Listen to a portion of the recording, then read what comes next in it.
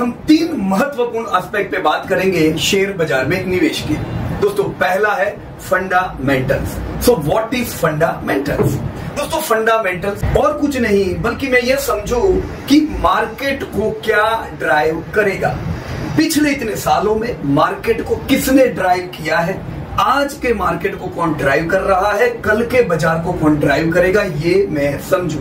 So what drives the market? Market को drive करने वाला जो सबसे बड़ा ट्रिगर है दैट इज अर्निंग्स। दोस्तों आपने इन्वेस्ट किया है अर्निंग्स के लिए, मैंने इन्वेस्ट किया है अर्निंग्स के लिए। हम चाहते हैं कि जो हमने बाजार में निवेश किया है उस पे हमें प्रॉपर अर्निंग्स मिले, कंसिस्टेंट मिले, ग्रोथ करती हुई अर्निंग्स मिले। When I look for parameters कि what will drive the earnings, मैं फंडामेंटल्स की दोस्तों खोज कर रहा हूं। So what drives the market में जब कहूं तो ये कंट्री पे भी लागू होता है कि भाई इंडिया की अगर हम बात करें तो इंडिया की अर्निंग बढ़ेगी कि घटेगी। इंडस्ट्री की बात करूं, क्या ये इंडस्ट्री जहां मैं निवेश कर रहा हूं ये इंडस्ट्री की अर्निंग बढ़ेगी या घटेगी, और जो कंपनी में मैं निवेश कर रहा हूं ये पर्टिकुलर कंपनी क्या इंडस्ट्री ग्रोथ और इकोनॉमिक ग्रोथ का फायदा उठा के अपनी अर्निंग बढ़ा पाएगा कि नहीं। दोस्तों ये अर्निंग के एस्टिमेट्स दो प्रकार से होते हैं, क्वालिटेटिव होते हैं और क्वांटिटेटिव एनालिसिस से जाने जाते हैं। जब दोस्तों मैं क्वालिटेटिव एनालिसिस की बात करता हूं तो ये वो एनालिसिस है जहां पे फिगर्स पे बात नहीं होती है बल्कि उनकी क्वालिटी पे बात होती है। जैसे जब हम भारत की बात करते हैं तो हम ये कहते हैं कि जीडीपी का ग्रोथ सबसे स्ट्रांग है,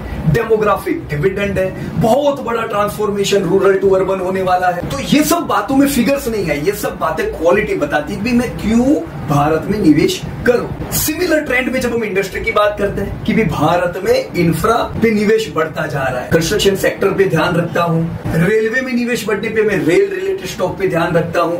इंफ्रा मतलब रियल एस्टेट, इंफ्रा मतलब सीमेंट की कंपनीज, राइट। तो जब ग्रोथ की बात करते हैं तो ग्रोथ मतलब ये इंडस्ट्री कल बड़ी बनेगी, इनकी जो लीडिंग कंपनी होगी, इनमें जो अच्छी कंपनियां होगी वो अर्निंग को बढ़ा पाएगी। तो अर्निंग बढ़ेगी इसलिए मेरे पास दोस्तों पैसा आएगा, कंसिस्टेंट आएगा, बढ़ के आएगा। तो हम दोस्तों इंडस्ट्री की बात कर रहे हैं, हम दोस्तों कंपनीज की बात कर रहे हैं कि भाई मेरी ये कंपनी है, ये इंडस्ट्री में सबसे लीडिंग है। अगर इंडस्ट्री का ग्रोथ होता है तो ज्यादातर धंधा तो यही कंपनी ले जाती है, मैनेजमेंट स्ट्रांग है, प्रॉफिट कंसिस्टेंट करती है। ये सब दोस्तों क्वालिटेटिव बातें हुई आपकी कंपनी की। जब हम दोस्तों इन्हीं चीजों को क्वांटिटी पे लाते हैं तो हम क्या कहते हैं कि भी भारत की जीडीपी 296 लाख करोड़ है, ये 500 लाख करोड़ पहुंचने वाली है, तो ग्रोथ मिलेगा। जब दोस्तों क्वालिटी से हम बातें फिगर पे लाते हैं तो उसे क्वांटिटेटिव एनालिसिस में कन्वर्जन बोलते हैं। सो आपने जो क्वालिटी की बातें की उसकी इफेक्ट क्वांटिटी पे बढ़नी चाहिए। अभी नहीं तो ट्रैक करना होगा कि जो मैं बातें कर रहा हूं कि भाई ये है कि भी डेमोग्राफिक डिविडेंड है, यंग कंट्री है,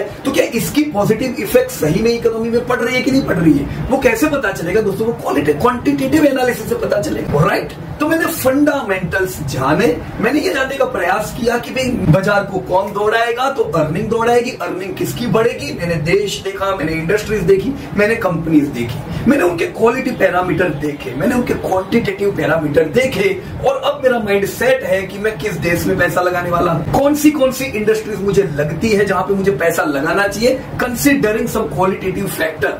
और फिर मैं उनके क्वांटिटेटिव पैरामीटर को भी ट्रैक करूंगा कि मैं जो सोच रहा हूं वो हो रहा है कि नहीं हो रहा है। एंड दोस्तों जो फंडामेंटल्स की मैंने आप लोगों के साथ बातचीत की कि भाई अर्निंग एस्टिमेट बढ़े, वो मैं कैसे जानूं, मैं आपको थोड़ा प्रैक्टिकल यहाँ पे एस्पेक्ट बताना चाहूंगा कि जैसे दोस्तों अपने देश में कुछ पॉलिसीज इंप्लीमेंट होती है तो वो कुछ सेक्टर को इफेक्ट करती है, उसकी एक थीम बनती है, तो मैं ये थीम जान सकता हूं दोस्तों। अब मैं खुद भी अपनी थीम सोच सकता हूं कि चलो अर्बनाइजेशन होगा तो कौन से सेक्टर के अर्निंग एस्टिमेट बढ़ेंगे। लेकिन एनएससी, बीएससी ये भी दोस्तों मुझे मदद करते हैं ये एस्टिमेट्स करने में, मुझे ये जानने में कि थीम बेस अगर मैं जानना चाहता हूं कि कौन सी थीम में कौन सी कंपनीज आती है, हम एनएससी बीएससी की हेल्प ले सकते हैं। अभी मैं आपको प्रैक्टिकली एनएससी की वेबसाइट पे ले जाके आप जो थीम सोच रहे हो वो थीम इंप्लीमेंट कैसे करो वो दोस्तों बताऊंगा। रेडी हो दोस्तों? मैं आया एनएससी की वेबसाइट पे और मुझे थीम्स रिलेटेड कुछ आइडियाज लेनी है कि भी भारत में जो बदलाव आएंगे उसमें कौन से सेक्टर के अर्निंग एस्टिमेट बढ़ सकते हैं, राइट। मैं यहाँ पे डेली रिपोर्ट पे क्लिक किया, डेली रिपोर्ट जाने के बाद डाउन स्क्रॉल करके हिस्टोरिकल में गया, हिस्टोरिकल टू इंडाइसिस क्लिक किया और हिस्टोरिकल इंडेक्स डेटा पे में गया। दोस्तों जब मैं ये डेटा पे गया तो ऊपर मैं देखूंगा कि 4 टैब दूसरे आ गए, राइट। इसमें मैंने इंडाइसिस क्लिक किया। इंडाइसिस क्लिक करने पे मुझे कुछ थीम्स यहाँ पे मिल रही, राइट। अब ये थीम्स दोस्तों क्या है, जैसे अभी दोस्तों हाउसिंग की बात चल रही थी कि भाई सरकार ने 2 करोड़ नए मकान बनाने की स्कीम लॉन्च की। चलो ठीक है, हाउसिंग बढ़ेगा तो ये होगा, पर वो होगा इसलिए मैं पोर्टफोलियो बनाऊं वो बराबर नहीं दोस्तों। मुझे लॉन्ग टर्म क्लैरिटी भी रखनी पड़ेगी कि भाई क्या इसका लॉन्ग टर्म ग्रोथ भी होगा। दोस्तों जैसे यहाँ पे मेरे सामने कुछ थीम्स है, कोर हाउसिंग, इंडिया में अर्बनाइजेशन होगा तो हाउसिंग की भी वृद्धि होगी, तो मैं हाउसिंग को क्लिक करके हाउसिंग थीम रिलेटेड कौन सी कंपनी आएगी जान सकता हूं। जैसे मैंने यहाँ पे क्लिक किया तो दोस्तों इन्होंने 30 कंपनी से एक इंडेक्स बनाया हुआ है हाउसिंग, कोर हाउसिंग। मुझे दोस्तों हाउसिंग के सेक्टर की जानकारी चाहिए कि भाई इंडिया में रूरल टू अर्बन बहुत लोग आएंगे, बहुत मकान बनेंगे, क्या चलेगा। इंडेक्स कंस्टिट्यूएंट डाउनलोड कर दो, सब कंपनी आ जाएगी। पर वो सारी कंपनियों में आपको देखना होगा कि कौन सी कंपनी कौन से सेक्टर की है। मैं इनफैक्ट यहाँ पे फैक्टशीट पे जाता हूँ। फैक्टशीट पे जाने पे मुझे सब कंपनी नहीं मिल रही है, पर मुझे कुछ आइडिया मिल रही है कि भाई ये जो सेक्टर है उसमें कंस्ट्रक्शन मटेरियल की कंपनियों को 34% वेटेज दिया हुआ है, कंज्यूमर ड्यूरेबल है, realty, capital good, financial service है। तो ये 5 चीजों में बटा हुआ है हाउसिंग कोर। जैसे सबसे ज्यादा वेटेज दोस्तों पेंट की कंपनी एशियन पेंट, जो लार्जेस्ट पेंट की कंपनी है, लार्जेस्ट सीमेंट की कंपनी अल्ट्राटेक को दिया हुआ है। अब ग्रासिम को भी वेटेज है दोस्तों, लेकिन ये हमें समझना होगा कि ये मिस इन्फॉर्मेशन हुई, क्योंकि ग्रासिम अल्ट्राटेक की पेरेंट कंपनी है, उसे भी वेटेज आता है। बाकी ग्रासिम प्रॉपरली हम नहीं कहेंगे हाउसिंग से रिलेट करती है, राइट। टीएलएफ हुई कंस्ट्रक्शन में, हेवल्स हुई largest cable company, Ambuja cement, Macrotech developer, तो ये पूरी लिस्ट आ गई दोस्तों, राइट। इनके रिटर्न भी दिए हुए। चलो रिटर्न देखो दोस्तों बहुत काम के नहीं है, क्योंकि आप बोलोगे रिटर्न बढ़िया दिए इसलिए मैं इन्वेस्ट करूं, कल रिटर्न नहीं मिले तो आप किसी में देखोगे रिटर्न घटिया मिले हैं, मैं इन्वेस्ट नहीं करूंगा, कल उसमें अच्छे रिटर्न आएंगे। तो खाली रिटर्न देखने की चीज नहीं होती दोस्तों, इसी में लोग फंसते हैं रिटर्न देख देख। इसको बंद कर दिया मैंने। मैं दूसरी थीम दोस्तों देखना चाहूंगा हाउसिंग के साथ दोस्तों। जैसे यहाँ पे सीपीएसई थीम दी हुई है, एनर्जी थीम दी हुई है। इतना एनर्जी रिलेटेड दोस्तों जो ग्रोथ आ रहा है, तो कौन सी कंपनियां है, Nifty EV and new age automotive, right. तो अभी आपके सामने अंधेरा है यार, ईवी से क्या होगा, टाटा मोटर को फायदा होगा, खाली टाटा मोटर को होगा। देखो ईवी में क्या क्या फायदे हो सकते हैं। मैं गया ईवी में, फैक्टशीट पे क्लिक किया तो मुझे पता चल रहा है अलग अलग कंपनीज है दोस्तों। जैसे ऑटोमोबाइल और ऑटो कंपोनेंट को इन्होंने 74% वेटेज दिया हुआ है, आईटी को भी 10% दिया हुआ है, क्योंकि ये आईटी ईवी रिलेटेड होगा, राइट। तो Bajaj Auto, Mahindra and Mahindra, Tata Motor, संबंधा Motherson, Maruti Suzuki, CG Power, ये पूरा लिस्ट इन्होंने दोस्तों ऑलरेडी बना के दिया हुआ है, तो आपको दिमाग लगाने का जरूर नहीं है, राइट। थीम देखो और कौन सी थीम किसके रिलेटेड है दोस्तों। भारत में कंजप्शन बूम होने वाला है, क्योंकि भारतीयों की इनकम बढ़ने वाली है। इनकम बढ़ने से डिस्क्रिशनरी स्पेंडिंग बढ़ती है, तो कंजप्शन में जाके देखो। आपको लगता है डिफेंस में पैसा डालना है, डिफेंस थीम देखो। डिजिटल युग भारत में जबरदस्त बढ़ेगा, Nifty India digital, Nifty India manufacturing. अगर आप ये चाहते हो कि भारत में मैन्युफैक्चरिंग बहुत ग्रो होने वाला है, क्योंकि हम बड़ा बुरा करते थे मैन्युफैक्चरिंग में, इनफैक्ट हम दूसरों की मैन्युफैक्चरिंग की हुई प्रोडक्ट इंडिया में अब तक यूज करते थे, पर अब दोस्तों मेक इन इंडिया है, पीएलआई स्कीम से मैन्युफैक्चरिंग बूम है दोस्तों। क्लिक करके देखो कौन सी कंपनी है। तो ये आपको अलग अलग दोस्तों यहाँ पे थीम दी हुई है, आप अपनी थीम सोचो। आप एनएससी से गाइडेंस ले सकते हो। सिमिलरली बीएससी पे भी कुछ थीम ऑलरेडी बनी हुई है। जैसे मैं मार्केट में आया, इंडाइसिस को क्लिक किया, व्यू ऑल किया, राइट। और मैं यहाँ पे जैसे थीम पे जा रहा हूं तो इंफ्रास्ट्रक्चर थीम है, राइट। अब कुछ सिमिलर होगा, सब देखने का जरूर नहीं है, पर आप आइडिया तो ले सकते हो दोस्तों, राइट। अब जितनी कंपनियां कोई एक थीम में होगी, वो कंपनी को फायदा होगा वो थीम के कारण जो इंडिया में प्रिवेल कर रही है, पर जरूरी नहीं उसके प्रॉफिट बढ़ेंगे। उसके लिए आपको उनका क्वालिटी एनालिसिस करना होगा। पर एक दोस्तों आपको ब्रॉड आइडिया आ जाता है, राइट, फंडामेंटल्स की, कि कौन सी थीम में, कौन सी इंडस्ट्री में मैं अर्निंग एस्टिमेट की उम्मीद कर रहा हूं। फिर दोस्तों एक्शन लो, फोकस्ड इन्वेस्टमेंट से डाइवर्सिफाई करो ताकि रिस्क बैलेंस हो जाए, राइट। फिर दोस्तों ये बात की हाई क्लैरिटी हुई आपको फंडामेंटल्स की, फिर आप सेकंड स्टेप पे पहुंचे। Second step is investing in a systematic way. So what is investing in a systematic way?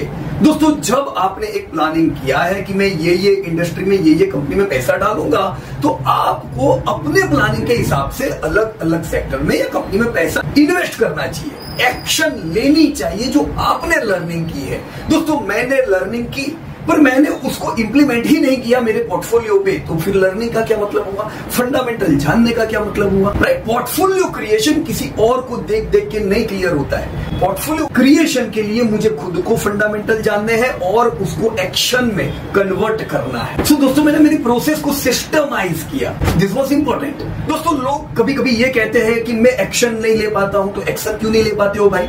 इसलिए नहीं ले पाते क्योंकि जो पहला स्टेप है फंडामेंटल में कमी है। तो फंडामेंटल्स जानने के सोर्सेज क्या है, आप कहां से फंडामेंटली अपने आप को स्ट्रॉन्ग कर सकते हो। दोस्तों फंडामेंटल्स जानने के सोर्सेज आप दिन भर टीवी देख देख करोगे वो नहीं है। दोस्तों फंडामेंटल जानने के सोर्सेज है कंपनी के जो इकोनॉमिक डेटा जो आते हैं वो हुए। दोस्तों जैसे आप जीडीपी डेटा देखते हो, आप आईआईपी डेटा देखते हो, आप अलग अलग डेटा देखते हो, तो वो आप क्वांटिटेटिव एनालिसिस करते हो और पक्के होते हो कि नहीं मैंने जो सोचा वो बराबर है, वो सही हो रहा है, राइट। तो आप एक्शन भी ले पाओगे। कंपनी के बारे में आपको जानकारी कैसे मिलती है? दोस्तों कंपनी के रिजल्ट आते हैं तो वो रिजल्ट को एनालिसिस करो, क्वांटिटेटिव एनालिसिस किया, कंपनी को सुनो, कंपनी कौन कॉल में कहती है कि भी क्या चैलेंजेस है, तो वहां से कुछ और क्वालिटेटिव एनालिसिस भी पता चलता है कि भी क्या चैलेंजेस है, क्या आगे अपॉर्चुनिटीज है। कंपनीज के इन्वेस्टर प्रेजेंटेशन, कंपनीज के annual report, these all things are extremely important, जहां से आपको इकोनॉमी की, इंडस्ट्री की और कंपनी के बारे में प्रॉपर जानकारी मिलती है। ये नहीं लेते हैं वो लोग ही ये कहते हैं मैं एक्शन नहीं ले पाता हूं। कुछ बुरा आपकी इंडस्ट्री में हो रहा है और 1.5-2 साल हो ऐसा लगता है, पर आप एक्शन नहीं ले पाते कि थोड़ा स्टेक कम करें। आपने कोई इंडस्ट्री में देखा कि वहां पे पॉजिटिव मोमेंटम आया है, माल बिकना शुरू हुआ है, आप पॉजिटिव एक्शन नहीं ले पाते, क्यों? क्योंकि फंडामेंटल पे क्लैरिटी नहीं है। तो step 1 was fundamentals. Step 2 is converting your fundamentals into systematic way, and third is minimizing the risk. दोस्तों why I am talking about minimizing the risk? क्योंकि आपने कुछ सोचा है, आपने उसको एक्शन में लिया है, पर अब कुछ जगह पे गलत भी हो सकती। तो आप अगर कोई जगह पे गलत हुए हो, इससे पोर्टफोलियो डैमेज नहीं होना चाहिए, ये कैसे करें? मिनिमाइज रिस्क करने के लिए दोस्तों डाइवर्सिफाई करें। हमने फंडामेंटल्स जाने, हमने एक्शन लिया, उसे कहते हैं फोकस्ड अप्रोच। मैं जो सोच रहा हूं उसी को मैं एक्शन में कन्वर्ट कर रहा हूं और वही इंडस्ट्रीज, वही कंपनी में मैं पैसा लगाता जा रहा हूं। थर्ड जो मैंने बताया मिनिमाइज द रिस्क, ये इसलिए क्योंकि आपने जो पैसा लगाया है उसमें कुछ जगह पे चैलेंजेस हो सकते हैं, कुछ जगह पे आप गलत पड़ सकते हो।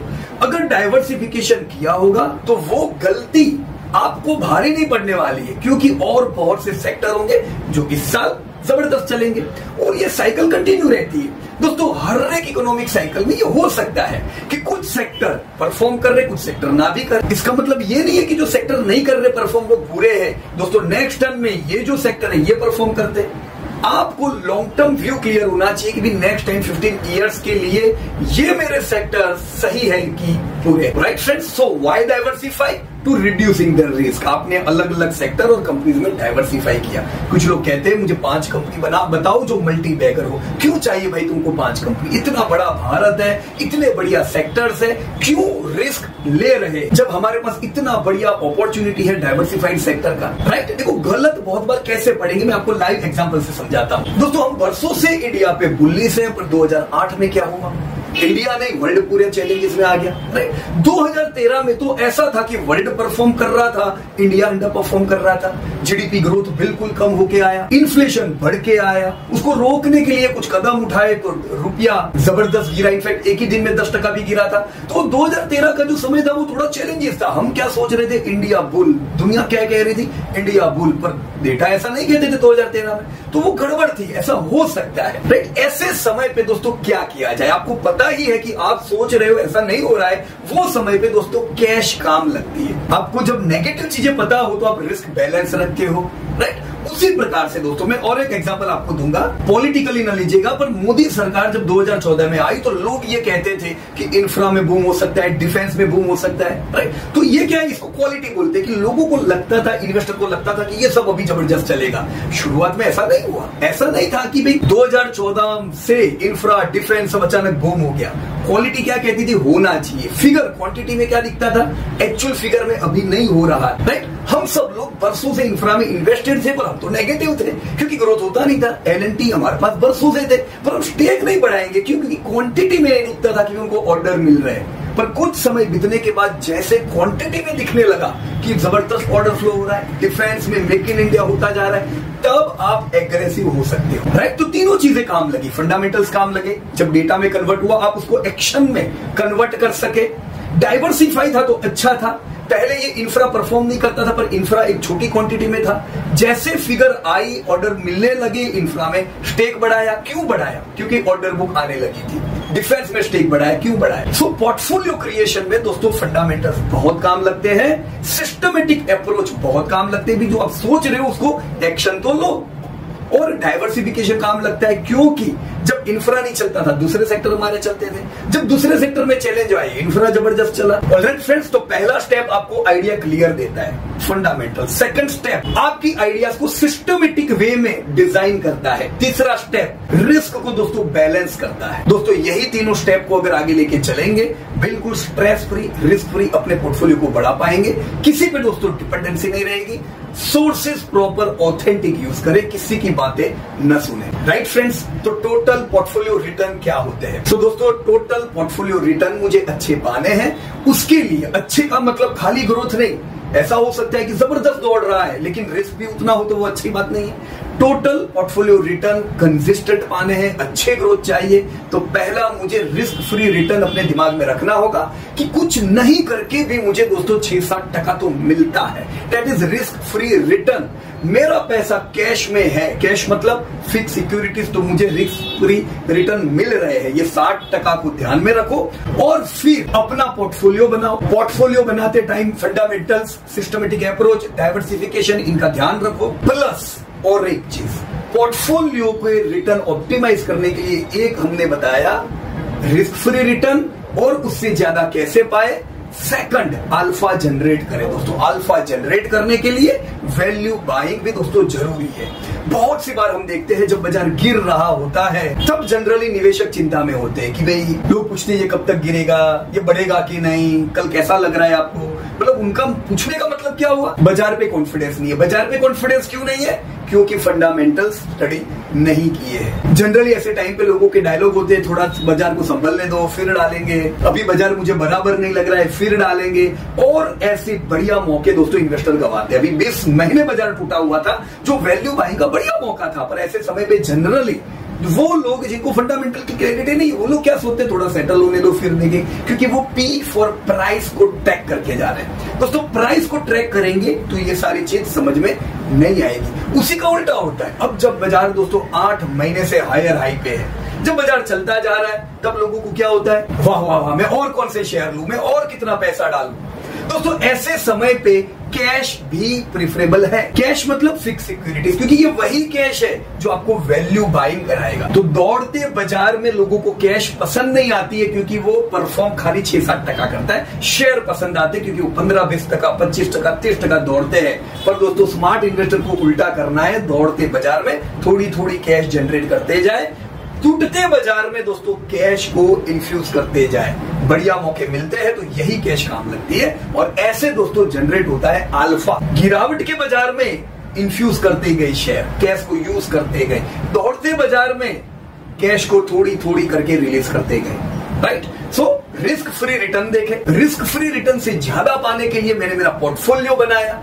वो पोर्टफोलियो को ऑप्टिमाइज करने के लिए, अल्फा जनरेट करने के लिए मैं वैल्यू बाइंग पे दोस्तों ध्यान रखता हूं। सो आई होप दोस्तों आज जो हमने बात की फंडामेंटल्स की, सिस्टमेटिक अप्रोच की, इन्वेस्टमेंट के, डाइवर्सिफिकेशन की, और अल्फा जनरेट करने के लिए कैश के महत्व की, ये दोस्तों समझ में आई होगी। मुझे चैट बॉक्स में जरूर बताइएगा दोस्तों कि ये पूरे स्टेप में आपको सबसे काम का कौन सा स्टेप लगा। Thank you very much and जय हिंद टू एवरीबॉडी। धन्यवाद। Disclosure: This update is for educating purpose. We are not tip provider.